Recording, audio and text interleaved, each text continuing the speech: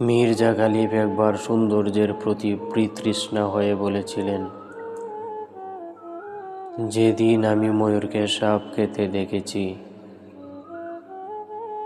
তখন থেকেই আমার সৌন্দর্যের প্রতি ঘৃণা।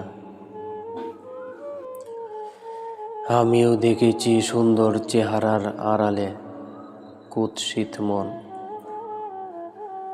মিষ্টি কথার পেছনে বিষাক্ত উদ্দেশ্য, হাসি মুখের নিচে নিষ্ঠুর হৃদয়। ময়ূর সুন্দর কিন্তু সাপ খায়, মানুষও তাই, বাইরে সুন্দর ভেতরে বিষাক্ত।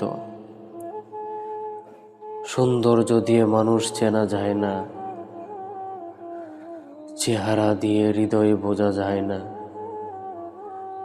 কথা দিয়ে চরিত্র বোঝা যায় না। গালিব ঠিকই বলেছিলেন, সৌন্দর্য প্রতারণা করে আর আমরা প্রতারিত হই।